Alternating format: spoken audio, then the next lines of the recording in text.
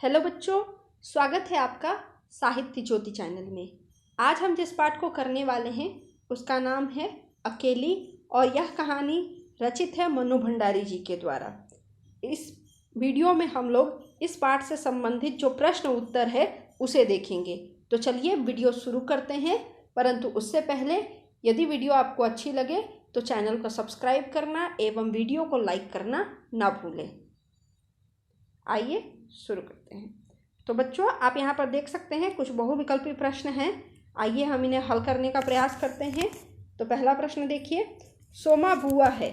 यहाँ पर इसके लिए 3 विकल्प दिए गए हैं। पहला जवान, दूसरा बुढ़िया, तीसरा बच्ची। तो इसका सही उत्तर है बुढ़िया। आपको पता है उनके बेटे की मृत्यु के बाद धीरे धीरे वो जो है बूढ़ी होती चली गई, इसलिए सोमा बुआ बुढ़िया हैं। दूसरा प्रश्न ख नंबर, पति सोमा बुआ को तज कर क्या हुए। इसके भी 3 विकल्प हैं। पहला तीर्थवासी, दूसरा जंगलवासी, तीसरा शहरवासी। तो इसका सही उत्तर है तीर्थवासी। बेटे की मृत्यु के बाद सोमा बुआ के जो पति हैं वो उन्हें छोड़कर तीर्थवासी हो गए थे, तीर्थ यात्रा हरिद्वार पर चले गए थे। ठीक है। इसके बाद ग नंबर प्रश्न देखिए, सोमा बुआ के जवान बेटे का क्या नाम था। इसमें आपके 3 विकल्प हैं। पहला किशोरी लाल, दूसरा पंसारी लाल और तीसरा हरखू। इसका सही उत्तर है हरखू। सोमा बुआ के बेटे का नाम हरखू था जिसकी मौत हो गई थी। घ नंबर प्रश्न देखिए, सोमा बुआ कितने रुपए खर्च करके लाल हरी चूड़ियों के बंद पहने, यानी कि चूड़ियाँ पहनी। तो आपको पता ही है कि सोमा बुआ की आर्थिक हालत बहुत अच्छी नहीं थी, क्योंकि उनके घर में कोई कमाने वाला नहीं था, बहुत ही कम पैसे थे उनके पास। तो उन्होंने मुश्किल से उसमें से 1 रुपए निकाल के लाल हरी चूड़ियाँ खरीदी थी। तो इसका सही उत्तर है 1 रुपए। आइए अगला प्रश्न देखते हैं, छोटा सा बक्स के अंदर डिबिया में कितने रुपए थे। तो जैसा मैंने आपको बताया कि उनकी आर्थिक हालत बहुत अच्छी नहीं थी, क्योंकि उनके घर में कोई कमाने वाला नहीं था, केवल कुछ जो घर का भाड़ा था उसी से उनका चलता था। तो उनके पास केवल जो थे वो छोटी सी बॉक्स के अंदर केवल 7 रुपए मिले थे। तो यही इसका सही उत्तर है। चलिए आगे के प्रश्न देखते हैं। यहाँ पर आप देख सकते हैं लघुत्तरीय प्रश्न आ चुके हैं। बुआ का नाम क्या है। सही उत्तर बुआ का नाम सोमा है। दूसरा प्रश्न, बुआ के पति छोड़कर क्यों चले गए थे।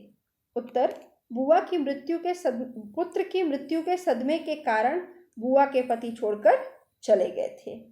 प्रश्न नंबर 3, साल में कितने महीने बुआ का पति घर में रहता है।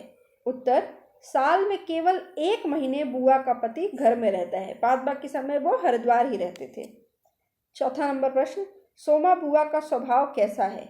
उत्तर, सोमा बुआ का स्वभाव मेल मिलाप का था, यानी वो लोगों से मिलजुल कर रहती थी। 5वां नंबर प्रश्न, सोमा बुआ ने साड़ी में क्या लगाकर सुखा दिया। उत्तर, सोमा बुआ ने साड़ी में मांड लगाकर सुखा दिया। आइए आगे के प्रश्नों को देखते हैं। आप यहाँ पर बोधमूलक प्रश्न देख सकते हैं। पहला बोधमूलक प्रश्न देखते हैं, सोमा बुआ के पति का स्वभाव कैसा था। उत्तर, सोमा बुआ के पति का स्वभाव स्नेहहीन था। स्नेहहीन होने का मतलब प्रेमी स्वभाव नहीं था, क्योंकि उनके बच्चे की मृत्यु हो गई थी। तो उस सदमे के कारण वो क्या हो गया था, लोग से मेल मिलाप करना, बातचीत करना छोड़ दिए थे। इसलिए वो एकांत प्रवृत्ति के हो गए थे, यानी अकेले रहना ज़्यादा पसंद करते थे। लोगों से मिलना जुलना उन्हें पसंद ना था। सोमा बुआ पर भी अंकुश लगाया करते थे। पुत्र की मौत के सदमे ने उनके स्वभाव को नीरस बना दिया था। आइए दूसरा प्रश्न देखते हैं, बुआ के पति का व्यवहार बुआ के प्रति कैसा था। उत्तर देखिए, बुआ के पति का व्यवहार बुआ के प्रति बिल्कुल स्नेहहीन था, यानी बुआ से भी उन्हें अब कोई लगाव नहीं रह गया था। उनके अंकुश से बुआ के दैनिक जीवन की गतिविधि मंद हो जाती थी। उनका घूमना फिरना, मिलना जुलना बंद हो जाता था। बुआ के हर कार्यकलाप पर वे नज़र रखते तथा अंकुश लगाते। उनके निष्ठुर व्यवहार से बुआ को मानसिक उत्पीड़न सहना पड़ता था। तो बच्चों, आपको पता ही है कि सोमा बुआ के बेटे की मृत्यु के बाद सोमा बुआ के जो पति थे वो हरिद्वार चले गए थे, सन्यासी हो गए थे, केवल 1 महीने के लिए घर आते थे। और उस 1 महीने में भी वो जो है सोमा बुआ पर तरह तरीके से प्रतिबंध लगाते थे, उन्हें लोगों से मिलने जुलने नहीं देते थे, बातचीत नहीं करने देते थे। तो इससे क्या होता था, सोमा बुआ को और भी अधिक कष्ट होता था, उन्हें बुरा लगता था। ठीक है, आइए तीसरा प्रश्न देखते हैं। बुआ का पास पड़ोस के साथ कैसा व्यवहार था, यानी बुआ का स्वभाव और उनका व्यवहार कैसा था। उत्तर देखिए, बुआ का पास पड़ोस के साथ अत्यंत ही आत्मीयतापूर्ण व्यवहार था, यानी लोगों के साथ बहुत ही प्रेम से रहती थी। उन्हें अपनी जिंदगी पास पड़ोस वालों के भरोसे ही काटनी पड़ती थी।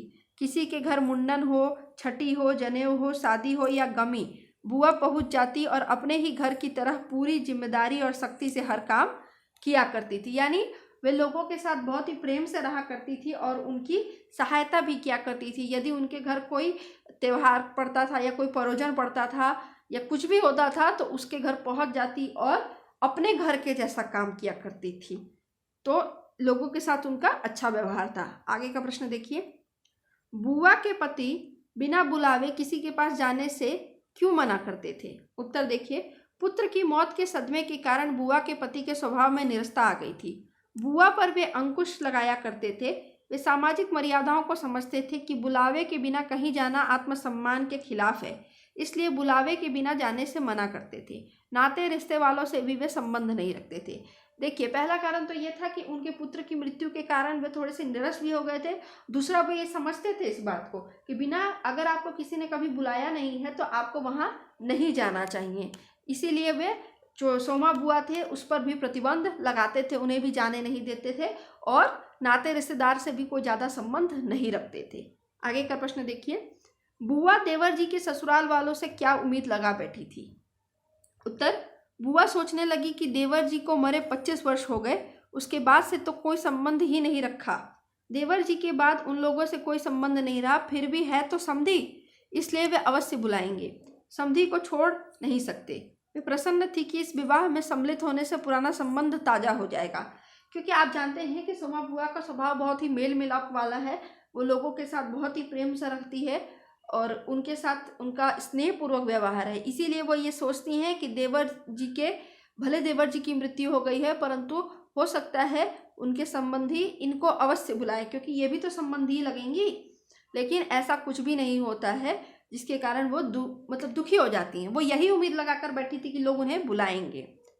6ठा नंबर प्रश्न देखिए, अरे वाह बुआ, तुम्हारा नाम कैसे नहीं हो सकता, तुम तो समथिन ठहरी, संबंध में ना रहे कोई रिश्ता थोड़े ही टूट जाता है। तो ये पंक्ति है। अब देखिए, इस प्रश्न है इस पंक्ति के लिए कि इस पंक्ति की ससंदर्भ व्याख्या कीजिए। उत्तर देखिए, प्रस्तुत अवतरण मनु भंडारी की कहानी अकेली से उद्धृत है। देवर जी के समधी के यहाँ से बुलावा आने के विषय में बुआ के मन में संदेह था, क्योंकि आपको पता है देवर जी की मृत्यु हो गई है और मृत्यु हुए करीबन 25 साल हो गया है, कोई संबंध नहीं रहा है, तो हो सकता है इनको बुलावा ना आए। ठीक है, उनके संदेह को दूर करने के लिए घर की बड़ी बहू ने यह उक्ति कही। ये जो पंक्ति है वो बड़ी बहू ये बात कहती है कि बुआ तुम्हारा नाम तो जरूर होगा, तुमको जरूर बुलाया जाएगा। बड़ी बहू ने निश्चय के स्वर में कहा कि तुम्हारा नाम बुलावे की सूची में अवश्य होगा, क्योंकि तुम तो समधिन हो, रिश्ता कभी टूट नहीं सकता, संबंध के रिश्ते अटूट होते हैं, इसलिए अपने मन से संदेह को तुम दूर कर दो। विवाह के उत्सव में कोई समधिन को नहीं भूल सकता। यानी वो बुआ में विश्वास जगाती है कि तुम्हें अवश्य बुलवाया जाएगा, और इसीलिए उसी विश्वास को जगाने के लिए ये पंक्ति घर की बड़ी बहू कहती है। आइए आगे देखते हैं। अब देखिए, इसी के साथ भाषा बोध शुरू हो जाता है। तो इसमें पहला जो है कि वाक्य प्रयोग कीजिए। यहाँ पे कुछ शब्द दिए गए हैं, इनका वाक्य प्रयोग करना है। मैंने यहाँ पर कुछ वाक्य प्रयोग कर दिए हैं, आप चाहें तो अपने हिसाब से अलग वाक्य प्रयोग भी कर सकते हैं, वाक्य बना सकते हैं। जैसे पहला परिवर्तन है, तो परिवर्तन प्रकृति का नियम है, ये मैंने वाक्य बनाया है, आप कोई भी वाक्य बना सकते हैं। संबंध, संबंध के रिश्तों का निर्वाह करना चाहिए।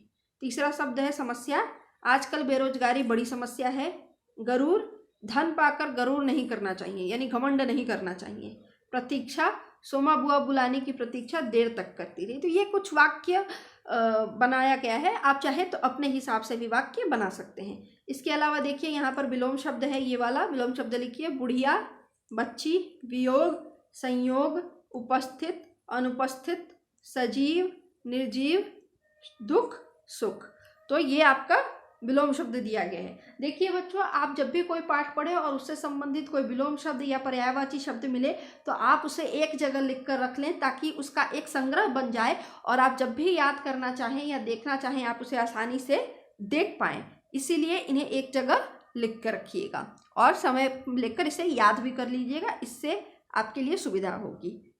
तो आशा है बच्चों आपको यह पाठ अवश्य समझ में आई होगी। इसी के साथ धन्यवाद।